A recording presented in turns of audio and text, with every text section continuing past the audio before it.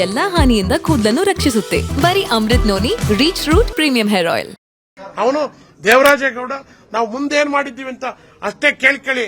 DK. Shivakumar hello Devaraje Gowda ಅಂತ ಹೇಳ್ತಾರಲ್ಲ, ಅಷ್ಟಕ್ಕೆ ಕಟ್ ಮಾಡಿದಾರಲ್ಲ, ಅದ್ರ ಮುಂದ್ಲು ಭಾಗ ತೋರೋದು ಇಲ್ಲ. ನಾವು ರೆಕಾರ್ಡೇ ಮಾಡ್ಕೊಂಡು ಕೇಳಿ, ಒಂದ್ ನಿಮಿಷ ಕೇಳಿ. ನಾವು ರೆಕಾರ್ಡೇ ಮಾಡ್ಕೊಂಡಿಲ್ಲ. ನಮ್ಮ ಪಿ ಎ ಇಲ್ಲೋ ಇದ್ದಾನೆ. ನನ್ನ ಪಿ ಎನೇ ಫೋನ್ ತೆಗೆದುಕೊಟ್ಟಿದ್ದು ಅಲ್ಲಿ ಡಿ.ಕೆ. ಅವ್ರ ಮೇಲೂ ಸಹಿತ ಇದು ಬರೋದಿಲ್ಲ. ಏನೋ ಆ ರೂಮಲ್ಲಿ ನೆಟ್ವರ್ಕ್ ಸ್ವಲ್ಪ ಪ್ರಾಬ್ಲಮ್ ಇದೆ. ಆಮೇಲೆ ಅಲ್ಲಿ ಪಕ್ಕದಲ್ಲಿ ತೆಗೆದುಕೊಟ್ಟಿಗೆ ಡಿ.ಕೆ. ಅವರು ಹಲೋ ಏನಪ್ಪ ದೇವರಾಜೇಗೌಡ ಇಷ್ಟೇ ಕೇಳಿದ್ದವರು. ಇವನೇನೋ ಒಂದು ಒಂದೂವರೆ ನಿಮಿಷ ಮಾತಾಡಿರ್ಬೋದು. ಅದಾದ ಅವರು ಬ್ಯುಸಿ ಇದ್ರು, ಫೋನ್ ಕೊಟ್ರು, ಅಷ್ಟು ಬಿಟ್ರೆ ಏನೂ ಮಾತಾಡಲಿಲ್ಲ. ಒಂದು ನಿಮಿಷ ಒಬ್ಬೊಬ್ಬರೇ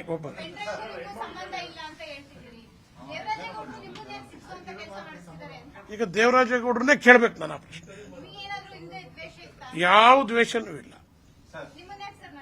ನಾನು ಅದ್ರ ಹಿಂದೆ ಎರಡು ದಿವಸ ಮುಂಚೆ ನಾನು ಪ್ರೆಸ್ ಮೀಟ್ ಮಾಡಿದ್ದೆ ಮಂಡ್ಯದಲ್ಲಿ ಪ್ರೆಸ್ ಮೀಟ್ ಮಾಡಿದ್ದನ ಒಂದು ನಿಮಿಷ ಮಂಡ್ಯದಲ್ಲಿ ಪ್ರೆಸ್ ಮೀಟ್ ಮಾಡಿದ್ದನ ಹಿನ್ನೆಲೆ ಇಟ್ಕೊಂಡು ಅವ್ರು ನನ್ನನ್ನು ಕೇಳಿರ್ಬೋದು.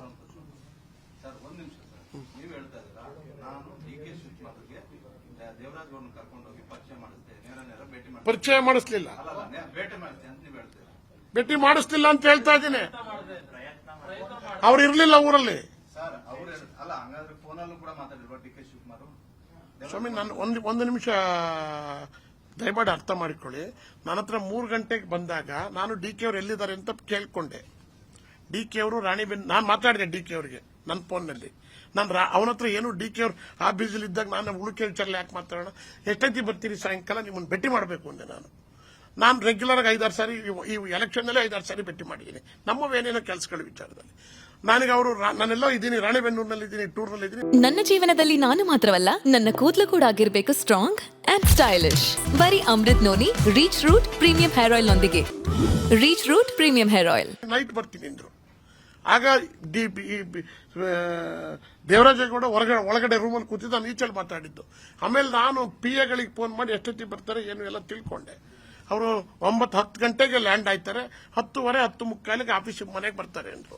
ಮನೆಗೆ ನಾನು ಕಾಯ್ಕೊಂಡಿದ್ದೆ ಡಿ.ಕೆ. ಅವ್ರನ್ನ. ಡಿ.ಕೆ. ಅವ್ರು ಸಿಕ್ಕಿ ಅಲ್ಲಿ ಫೋನ್ನಲ್ಲಿ ಮಾತಾಡಿಸಿದ್ದು. ಇದು ನಿಮಗೆ ಸ್ಪಷ್ಟ ಆಗಲಿ. ಒಬ್ಬೊಬ್ರು ಕ್ಯಾಬಿನೆಟ್ ರ್ಯಾಂಕಿಂಗ್ ಕೊಡ್ತಾರೆ ಅಂತ ಆಫರ್ ಕೊಟ್ಟರು, ಶಿವರಾಮೇಗೌಡರು ಮಧ್ಯಸ್ಥಿಕೆ ವಹಿಸಿದ್ರು ಅಂತ ಹೇಳಿದ್ರಲ್ಲ, ನಿಮ್ಗೆ ಗಮನಕ್ಕಿದೆಯಾ? ನಾನು ನಿಮ್ಮನ್ನ ಕೇಳ್ಕೊತೀನಿ, ಗ್ರಾಮ ಪಂಚಾಯತಿ ಅಧ್ಯಕ್ಷ ಹುದ್ದೆನೂ ಅವನಿಗೆ ಆಫರ್ ಮಾಡಲಿಲ್ಲ. ಆಮೇಲೆ ನಾನು ಅವ್ನು ಭೇಟಿ ಮಾಡಿದ್ಮೇಲೆ ಅವ್ನ ನಡವಳಿಕೆ ನೋಡಿ ಹೇಳ್ತಾ ಇದ್ದೀನಿ, ಗ್ರಾಮ ಪಂಚಾಯತಿ ಅಧ್ಯಕ್ಷ ಆಗಕ್ಕೂ ನಾಲಾಯಕ್ಕೂ ಅವನ ಆಕ್ಟಿವಿಟಿ. ಅನುಕ್ಷಣದ ಸುದ್ದಿಗಳಿಗಾಗಿ ವಿಸ್ತಾರ ನ್ಯೂಸ್ ಯೂಟ್ಯೂಬ್ ಚಾನೆಲ್ ಸಬ್ಸ್ಕ್ರೈಬ್ ಮಾಡಿ. ಹೊಸ ಸುದ್ದಿಗಳ ನೋಟಿಫಿಕೇಶನ್ಗಾಗಿ ಬೆಲ್ ಐಕಾನ್ ಕ್ಲಿಕ್ ಮಾಡಿ. ಲೇಟೆಸ್ಟ್ ಅಪ್ಡೇಟ್ಸ್ಗಾಗಿ www.vistaranews.com ವೆಬ್ಸೈಟ್ಗೆ ವಿಸಿಟ್ ಮಾಡಿ. ಅಂಗೈಯಲ್ಲೇ ಜಗತ್ತಿನ ಸುದ್ದಿ ತಿಳಿಯಲು ವಿಸ್ತಾರ ನ್ಯೂಸ್ ಕನ್ನಡ ಆಪ್ ಡೌನ್ಲೋಡ್ ಮಾಡಿ.